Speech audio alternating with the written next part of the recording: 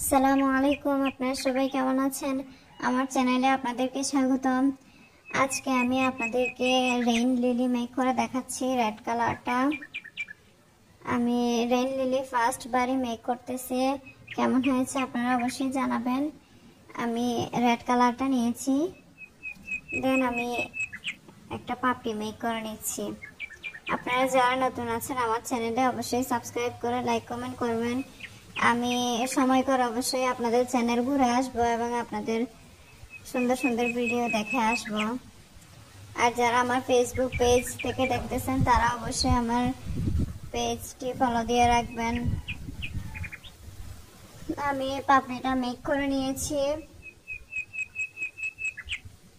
দেন আমি রেনুটা মেক করে নিচ্ছি। আমি ইয়েলো কালারটা ইউজ করেছি এখানে। আমার ভিডিওগুলোতে আমি ভয়েস ইফেক্ট ইউজ করি। দেন আমি এখানে একটা স্টিক নিয়েছি, স্টিকের মধ্যে আমি রেনুটা লাগিয়ে নিয়েছি।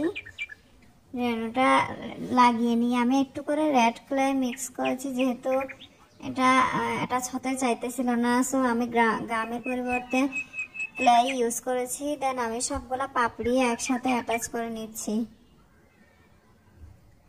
একদম ইজি একটা ফ্লাওয়ার, খুব কম সময়ে মেক করতে পেরেছি।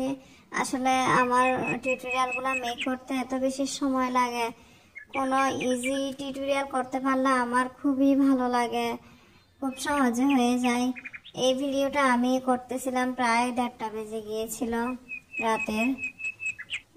প্রতিদিন যেহেতু আমি ইউটিউবে ভিডিও দিই, সো আমার অনেক রাত হয়েও কাজ করতে হয়, অনেক সময় লেগে যায়।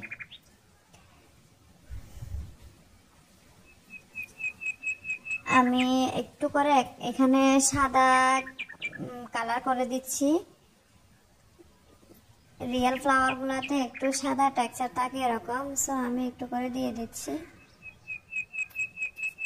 হয়ে গেল আমার রেইন লিলি।